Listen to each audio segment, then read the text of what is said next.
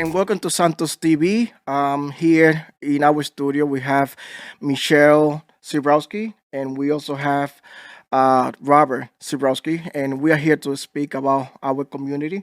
We are here to speak about the issues that affect our community in Silverlake, Oniville, Valley, Manton, Webster, and the whole Ward 15. There's a lot of stuff that we want to cover, and we have then Michelle is a community leader. She's been doing a lot of work in our community, and I'm happy to bring her aboard and join us for this little chat that we're going to have today. So, Michelle, welcome to Santos TV. How you doing today? Good, and you? Thank Good. you for having me. Good, good, good. And your husband, Robert Zrolski. Bob, how you doing? It's okay if I call you Bob? All right. Good, good. So, Michelle, I want to start. You serve in the military, in U.S. military. So, can you tell us a little bit about that experience? I want people to get to know you, get to know my guests and know more about you. So, I know you serve, and can you just tell us a little bit about that? I served for a few years for the Rhode Island Army National Guard. I was an MP, which is a military police, and I like the discipline. I like structure. We did a lot for many different issues. Okay. And you saw combat or no, what year was that actually? No, I'm sorry. I did not go into combat. You But, did. but there was my unit did lose about 6 or 7 people. Oh wow! I'm sorry to hear that. That was in Desert. Was it Desert Storm? Wow. In the early '90s. Oh yeah. Oh wow. That's great. So Michelle, you live in our community. And you had been public about issues in our community. I know that one of the things that that happened. Actually, I'm going to ask Bob first. This question is going to be for your husband. You brought up an issue about where you live. There's a park, and can you tell us about what's going on around that area? Yes, I live over there by Valley Street Park. The issues that are going on in the park, they're not bad big issues, but they're issues with people living in the park, in the wooded area. There's a drug problem in the park. Yep. We find needles there's been a lot of drinking in the park. Wow. Since the COVID has happened, we notice, with the bars closed and everything, a lot of drinking in the park, a lot of pollution due to alcohol bottles and nips and things of that. And a little bit of human poop in the park. Stop pooping in the park. Yeah, stop pooping in the park. Stop pooping in the park. I don't want to step in your poop. And what's the name of the park? Dinnigan Park. Most people will probably know it as Valley Street Park. It's between Valley and Atwells Ave. Okay. Down the Barstow Street side. Okay. But Dinnigan Park is the name of the park. And a lot of people go there all the time. Since there've been a lot of renewal of the old mills. Yep. We've had a lot of people coming to the park because those have now housing. Right. And have you brought it to let's say, have you brought a complaint to, let's say, the authorities and let them know what's going on? Yes, I have. Yes, we have. Has anything been done? Actually, they have. We had some problems with the walkways, with them splitting and needing new asphalt. Okay. We had a meeting about 2 months about that on that ago. They did address that. That's already been taken care of. Okay. They did trim some trees. The maintenance on the park is very, very good. It's after 9 o'clock. That's usually when people go to sleep. That's when the people are in there drinking in the park. And do you expect this summer to change? I think it's going to be worse this Really? summer. I do. I just with the police not as present as they have been in the past. There's been more drinking in the park. Okay. So there's need some more police Presence. visual around there. All right. With the snow, we have a lot of snow lately around this area in Providence. How do you see the work has that the department the Providence has handled? How do you see them handle this situation with the blizzard that came in? Do you think they were on time? Did they did everything on timely? Was it slow? Was it fast? Like what are your thoughts on that?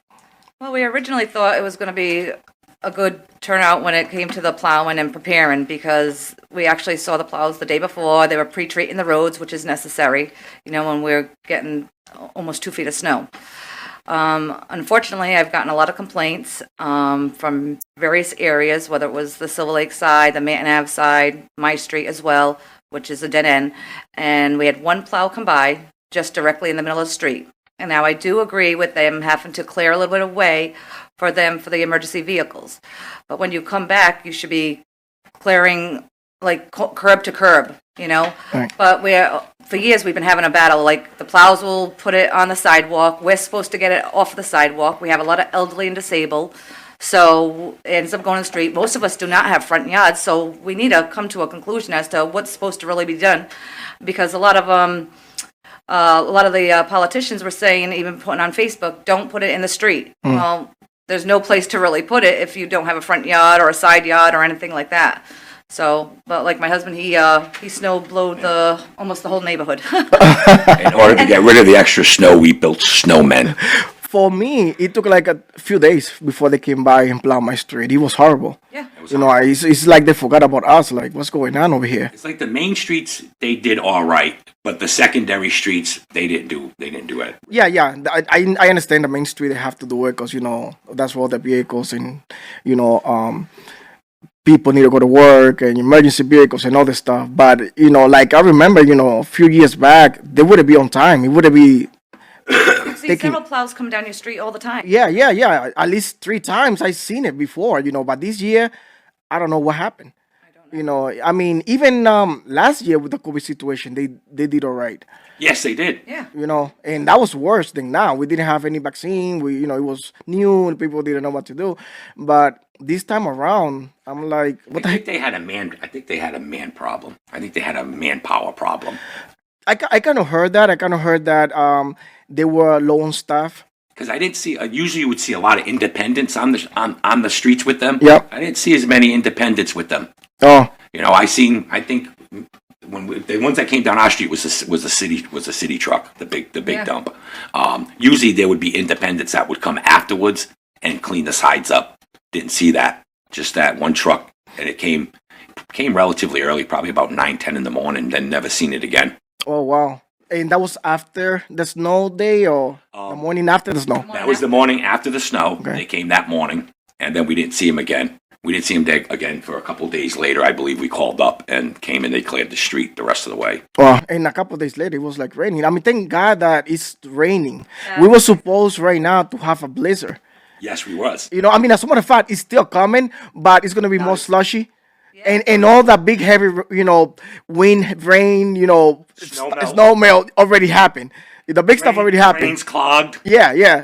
Imagine if that would have been snow. You have a lot of people who don't want to clear the drains, or clear out the fire hydrant spots. Our neighborhood does pretty well. Yeah.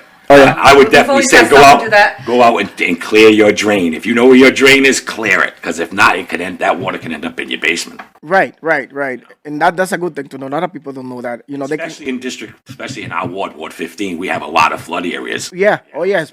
Manton Avenue. An avenue. Oh, yeah. I mean, Down Aleppo, we got some spots that get flooded. yeah, Aleppo is really bad. Yeah. I'm sure Valley Street might get it today because of the fact the that river's- the river's pretty high right now. Oh, really? Yes.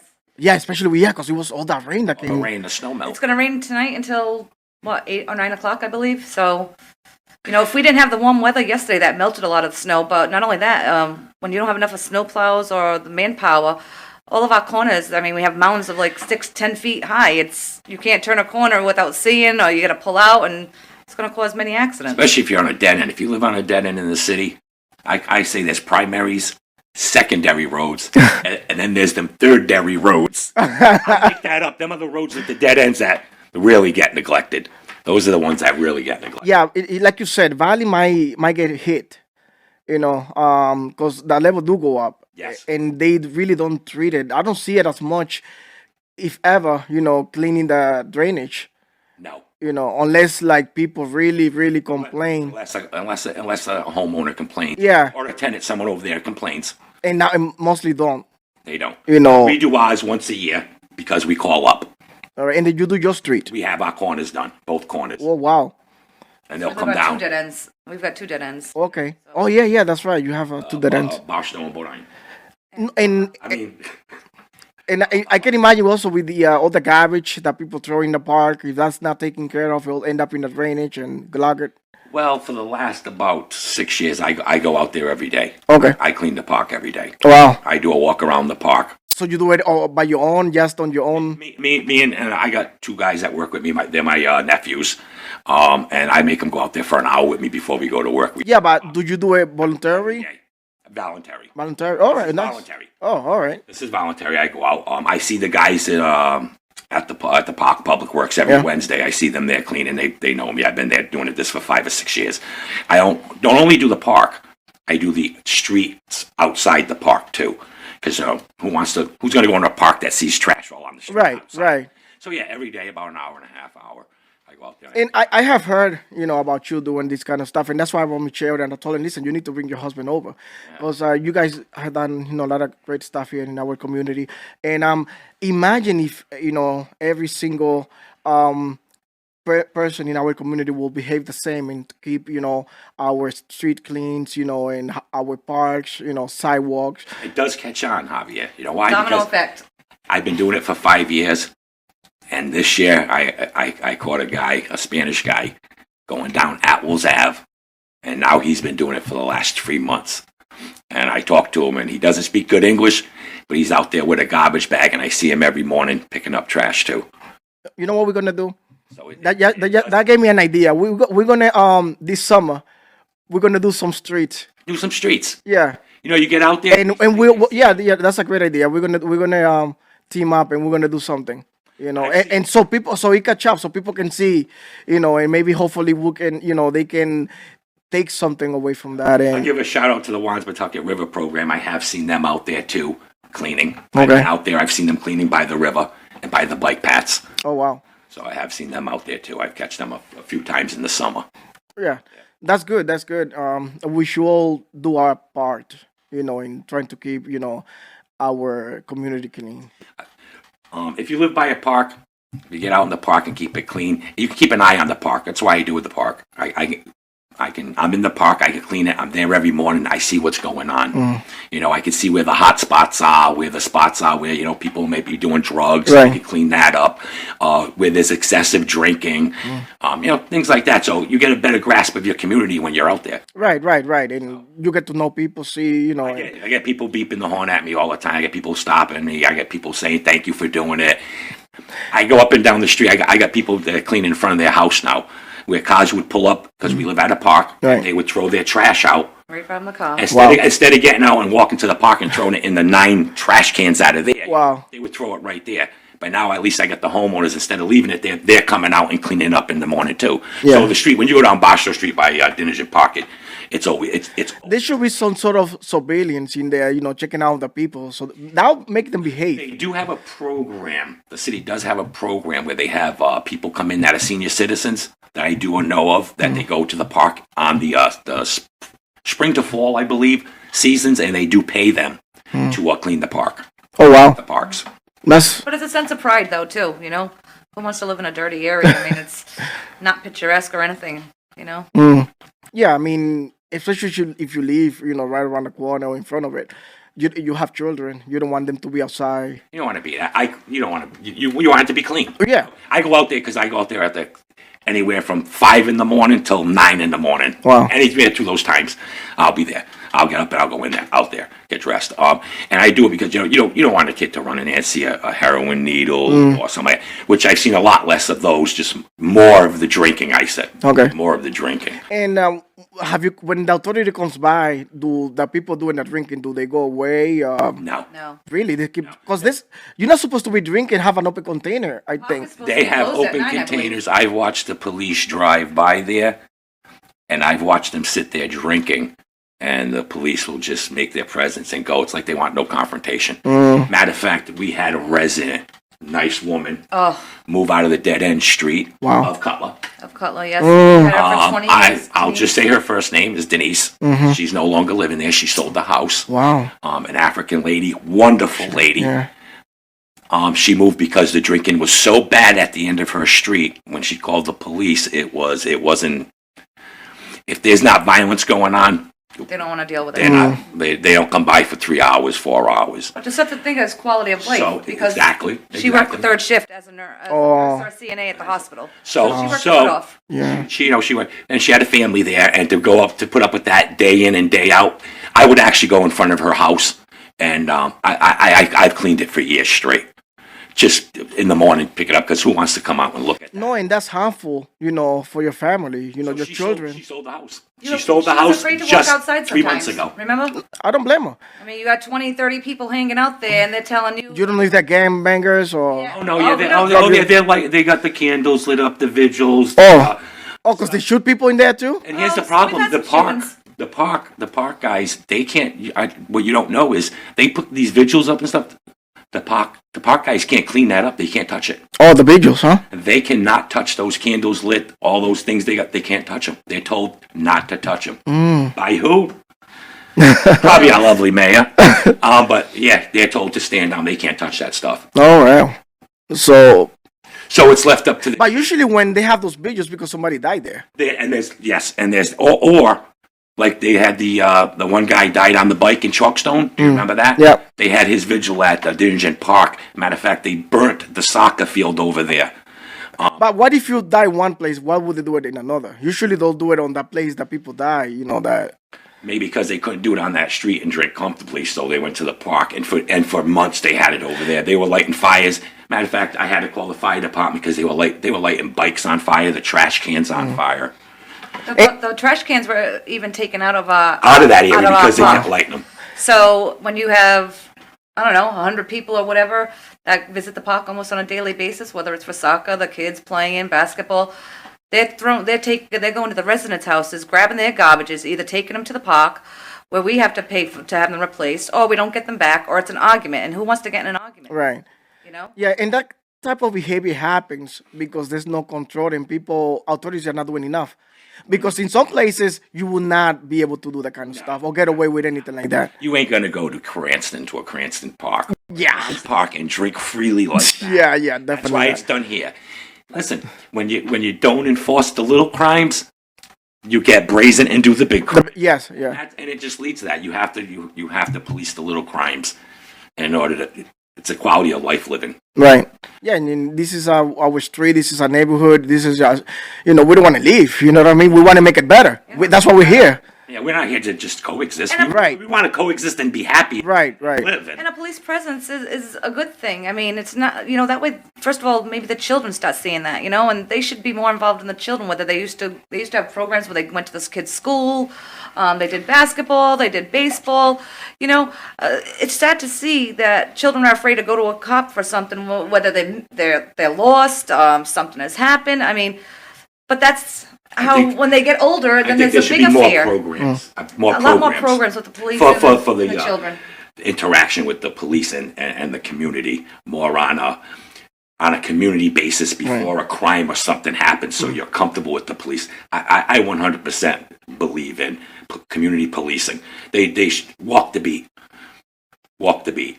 How do you guys, to kind of finish our podcast today? I'm gonna say, what do you guys expect this summer? You say it's gonna get worse. The park. I think the park the drinking will be worse, but I think I don't think the overall atmosphere will be worse. Yep. I think the behaviors will get worse. When behaviors go unchecked, you do it more. Right. I've seen it to drinking here and there in the park to outright soccer games going on and coolers coming in, and there's more alcohol there than there is kids. I would like to see less of that. How about you, Michelle? What do you think? I do believe it's going to get worse, unfortunately. It's terrible to say. I mean, lifelong residents there, we're afraid to go to the corner store. We don't want to walk the streets. It's a little scary right now. I mean, we've had the shootings on Valley. We've had the shootings on Atwells. We've had carjackings on Atwells. I never heard of carjacking. Yeah, they don't like to report that because they're worried about getting the people in to visit Federal Hill. Oh, how about the ATVs? You guys have any issue with ATVs around? a lot of ATVs. You know, we're at Dinnigan Park there, so it's a cut through. Oh, yeah. It's a cut through Atwells Ave, and it goes right into the heart of Oneyville through that bridge that they put in the back of over there, which is beautiful, beautiful bridge that goes over the waterfall behind Dinnigan Next Park, to Delaney. and it connects the bike path. Oh, wow. And the bike path comes all the way out. Yeah, but ATVs are not supposed to be on bike path. They come right through there. Really? They come right. I watch them during the snow. Yeah. What? And the cops, you don't even see them chase them anymore. I was driving in Oneyville a few months ago, and there were 3 kids on these ATVs and whatnot, and I'm like, a cop is driving right behind him. He didn't turn on his lights. He didn't do anything to, scare him a little bit and let them get off the road. They were like, I think we've The all heck with seen it. that. I think we've all seen so, Yeah. I've seen them driving up doing wheelies, flipping, I mean- the police off. But this There's is nothing they can do. this is not something unique to Rhode Island, though. I've seen it in other states having the same issue where police just ignore them. but how Ignore is it just over the Cranston line? That stuff don't happen. I mean, little bit, but not as much. Yep. You know, they know how much they can get away with. Because it's if it's not happening in one town and happening in another, there has to be blame put somewhere. So it has to go somewhere. If it's not happening in this town, it's happening in this town excessively. Then that shows on either the mayor, the police department. It has to be something to do that you can't cross over this line all of a sudden. You go over Cranston Street, over to that Cranston Street department, police department. They get the cameras on the street, say that, they'll watch you come in. You come in on 4-wheelers or bikes, motorcycles back there. I watched them. They had them. 4 of them. Yeah, Cranston don't play. They had 4 of them grabbed right And in you the know- McDonald's. We need that in Providence. You know one thing about Cranston, though? Yeah. That I would say is that they don't get as much action as Providence. So- So that whatever they get, they'll take. They'll Because they take. want action. But Providence, we always have something. Like, I get it.